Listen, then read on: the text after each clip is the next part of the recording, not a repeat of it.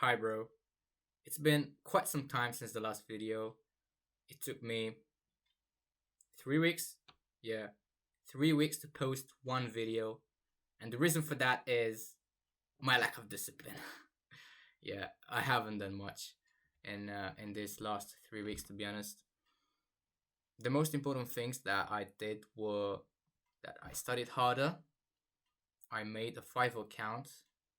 I tried two other gyms and decided to stick to the one I was previously going to. So before testing these two other gyms. And I also spent some quality time with my girlfriend. That was incredible too. The last couple of days, I've started reading, and I'm currently reading two books right now. The first one is called The Richest Man in Babylon by George S. Clayson. And this book is about financial education. What I like about this book is, all right. So first of all, I'm gonna give you some context. This book was written in 1926, almost 100 years ago. And why is it still relevant? The reason it's still relevant, it's because it teaches the fundamentals of finances. The author of this book, George S. Clayson, had a map printing business or something like this. And in his spare time, he enjoyed writing stories. In these stories, he gave financial advice. What was revolutionary at the time was that most of the financial advice was do this, don't do that. What this man did, he wrote stories. It's like the New Testament, fables, like the Bible. All these fables, they take place in Babylon, which was the wealthiest city in the ancient times, in the ancient world. And in each one of these, he gave some advice.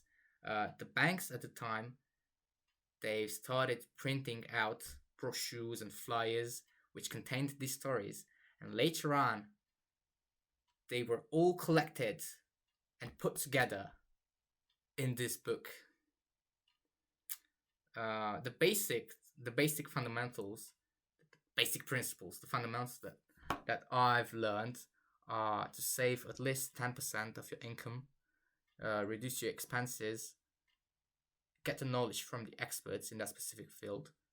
For example, if you want to learn about astronomy, you don't go to the carpenter, you go to the astronomist. It's easy as that, but it's very simple. Sometimes we forget these things, like if you want to learn about copywriting, you go to the best copywriters, don't go to, I don't know, someone who does trading or SMMA, even though they might have a broad idea about the subject. They're not the expert in that specific field. And the last but not least principle or fundamental is make the money work for you. This reminds me of the first lesson that is written in Rich Dad Poor Dad, to not work for the money, to make the money work for you. Rich Dad Poor Dad by Robert Kiyosaki, or this book, The Richest Man in Babylon. I think, in my opinion, for someone who is just starting out and wants to get some financial education, these two books are your way to start. The second book that I'm reading is, I have it right here, Attached. I've started reading this last night at 11 p.m. and I've only read about 30 pages until I was too tired and I fell asleep. But what I've learned is that we have 3 different attachment styles. And these ones are secure, anxious, and avoidant. So people with the secure attachment style, they feel comfortable with intimacy. They are warm and lovely. Everything's going great, right?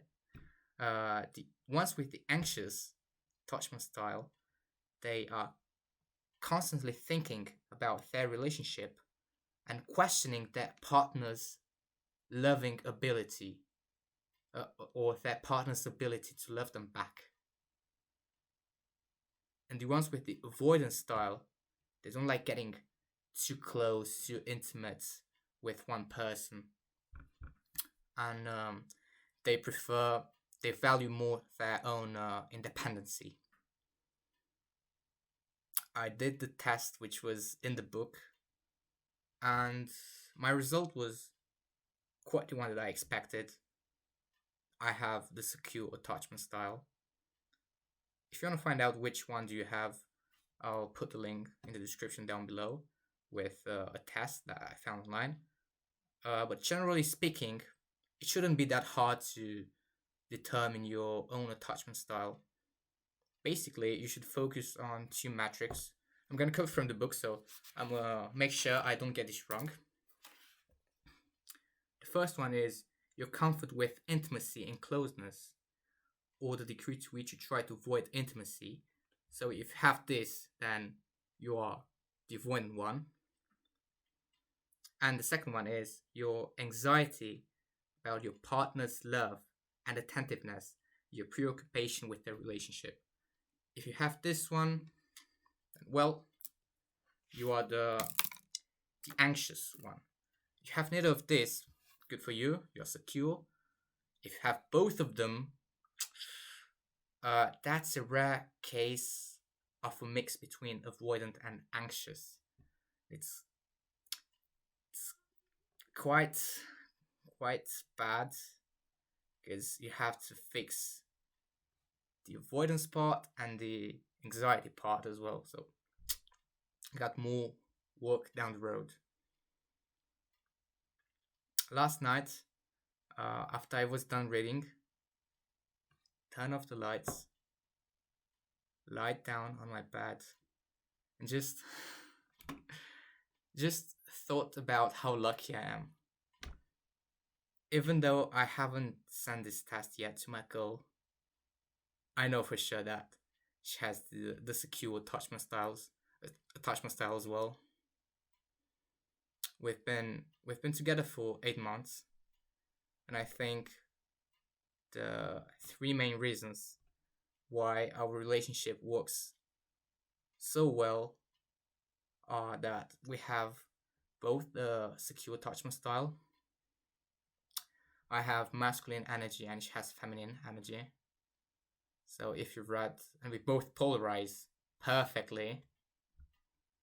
If you read the book The Way of the Superior Man by David Data, that's a must read on spirituality and relationships, masculinity in general. So I recommend that from the bottom of my heart. So the reasons are attachment style, the secure attachment style, the polarization part, and the fact that we are both on self-improvement. So we are both reading, going to the gym together, journaling. We even meditated one time. She doesn't have social media, bro. How beautiful is that? Like, she has such a beautiful soul. Yeah, and a pure and lovely heart. I love her so much. After I finish my work, I'm going to text her and remind her how amazing she is, because she deserves that. She deserves to hear this all the time. Yeah. That's all I had to say for this video. See you next week.